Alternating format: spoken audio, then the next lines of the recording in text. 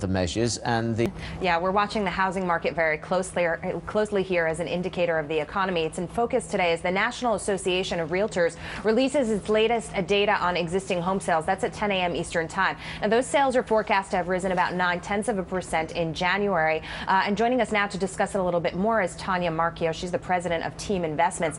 Tanya, let's talk about the housing market. As I said, a lot of people looking for the market to bottom this year as a signal that our economy is getting ready to rebound, as a positive sign. But there's still a lot of signals, in fact, that things are difficult and that it's going to be a rough road ahead. And foreclosures, I think, are one of those. We're not out of the foreclosure, sort of mess just yet. Exactly, as you put it there. So what happens with foreclosures and where do we go from here? So existing home sales today are going to be interesting. It's going to be a positive sign, anywhere between 4.4 and 4.9 million homes. That's what they project.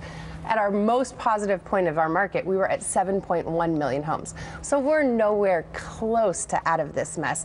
And we are going to see more foreclosures. With the robo-signing over and the programs that are trying to be implemented, this is still a messy situation. What I do think is that it is a hot market for investors. So this is the time to get in and make some money with a positive asset in this housing market. Okay, and I like that idea. It certainly sounds attractive to me, but the one thing that I would say to you is I'm hearing all the time that it's impossible to get mortgages. So if you're an investor coming into the market, say you own a primary home and you're looking to take on an investment, how can you do it if you can't get a mortgage? So it gets creative, like everything else when you have a good investment, right? You have to get creative with it. There's a lot of hard money out there, and there is a lot of money in this market. A lot of people are paying cash, and that's why they're getting these kind of deals.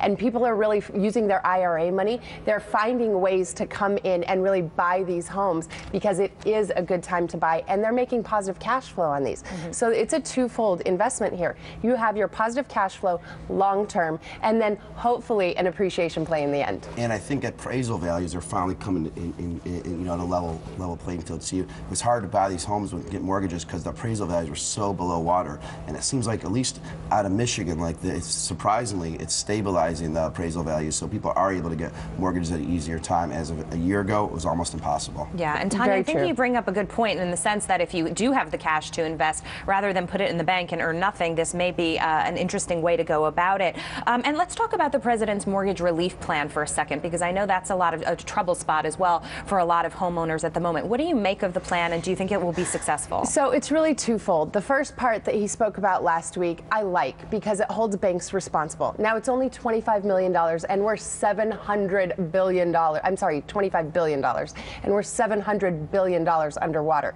It is not going to scratch the surface. It's great for the one or two people that it's going to help, but it's not going to scratch the surface. The part I like is that the banks are taking the responsibility, and it's off the shoulders of the taxpayer. Now, if we could enlarge that, I believe that principal reduction will create jobs and it will put money back into the economy, but it has to be on the shoulders of the banks, not the taxpayers. We can't afford to do that again. Tanya, what's happening with the rental side then, yields and rents right now? I mean, if this is such a great investment, what's happening on that side? So that's exactly what's going on. We're seeing cap rates at 12%. 12% cap rates we haven't seen in a long time. This is an absolute amazing time to invest in real estate. Make long-term, really long-term holds, and really make the appreciation play in the end. Okay, we're going to have to leave it there. Thank you so much, Tanya, for that discussion on housing. Tanya Marchiol, president of Team Investments, and of course Jason Raznick with us as well. Coming up next on the show, we're going to look at the trading day ahead on Wall Street. Plus, we're going to talk corporate taxes as the Obama administration prepares to unveil details of a plan to erase fiscal pressure on